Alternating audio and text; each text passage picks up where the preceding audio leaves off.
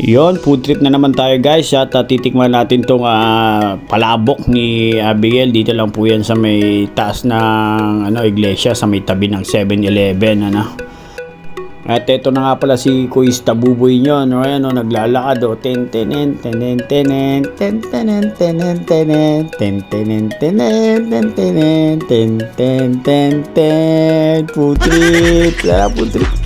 Daw, tara. Yan, nakasakay na pala ako sa motor ko niya. Hindi ako siya inantay sa may harapan ng barangay 174. Yun, yan, ito po yung barangay namin. Nakapaganda niyan, solid yan.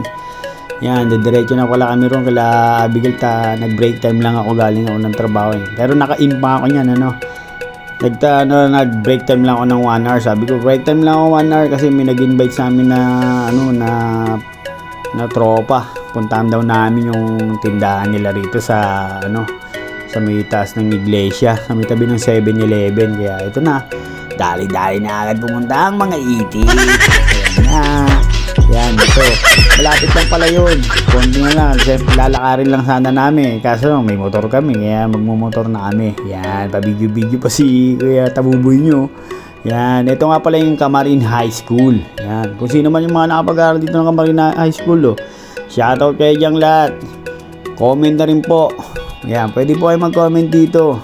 Yan, ito po, paakyat na kami rito. Alam niyo to. Alam niyo naman siguro to kung nakapag-aral kayo dito sa Camarin High School, Ito, yan. Yan, 7-Eleven. Nandito na pala kami 7-Eleven. Yan, 7-Eleven. Sa may gilid lang. Dito lang yan, yan. Yan. Yan. Tsaka yung isa, yung katabi niya kay paring paring Linggit. Ito yung iglesia ni Cristo, Didiretso lang kayo dun. Pag dumiretso kayo dun, eto na siya. Dito na sa may Alphamart. Pag nakita niya yung Alphamart na yan, tapos itong 7-Eleven. Yan, yung 7-Eleven, bababa lang kayo ng konti. Ayun, may sumasayaw dun, Yan, sige, tabs nyo. Yan, FT ka naman yan. Solid yan. Ayun, paturo-turo pa. Yan, meron nga pala sila ritong takoyaki, spaghetti with cheese, palabok. Ayan. Meron din sila ritong chicken patter, pastil. Meron yan. Takoyaki. Yan, solid yan. May mga andyan na lahat ng mga tinda nila. Ito na yung palabok, Yan yung hinihintay namin. Yan, 4 na palabok pala yung order namin diyan. May sumabay pa sa ate. May order din ng 2 kaya parang 6 yan, 4 lang yan. Hindi pa tapos yan. Marami pang toppings na ilalagay yan dyan. Yan. Nakikita nyo naman kung gaano suwabe yan. Sauce pa lang. Sheesh.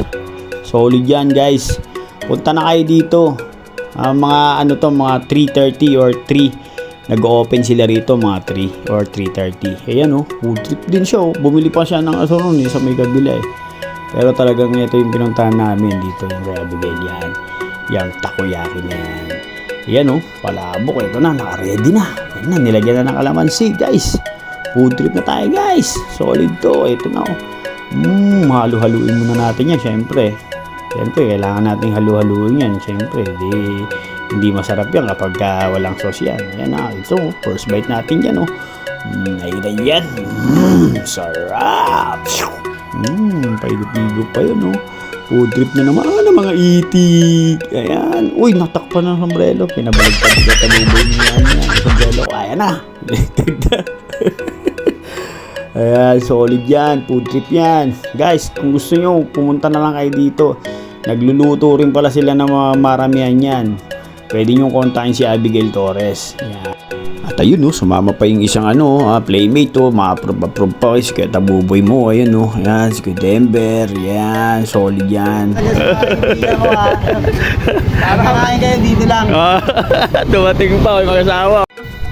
At ito naman pala yung paninda ni paring Linggit, Sa tabi lang din ito nung stall ni Abigail, magkatabi sila, magkapatid yan, Yan yung fried noodles, fried noodles, binigyan na tayo ni paring Linggit ng fried noodles. Yan pala yung paninda niya dyan, fried noodles. Tapos meron silang pugo yata dyan or something. Basta punta na lang po kayo dito, makikita nyo kung yung mga product ng mga paninda nila rito. Masarap niluluto po. Yan, sobrang sarap niyan guys. May mga sauce din yan. Ayan, luto na siya Yan. Lalagyan nyo na lang kayo na magtitimpla ng sauce niya kung kung anong gusto nyong panlasa, kung ano may yung panlasa nyo. Ayan, yung mga ingredients nyo dyan. Kayo na bahala magtimpla, no? Yan. Nakita nyo yan, merong ano dyan. May mga panimpla talaga dyan sa fried noodles na yan, ano? Ngayon, no?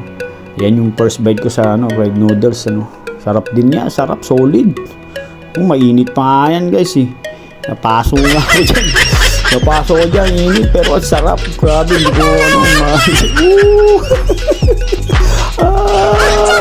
napakaw ka. Thank you, guys.